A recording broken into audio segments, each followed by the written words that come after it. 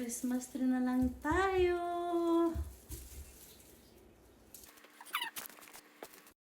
Hello!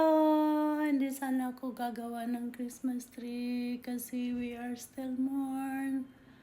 But gusto ng mga anak na Milo magawa ako ng Christmas tree. So mag-i-install tayo ng Christmas tree, guys.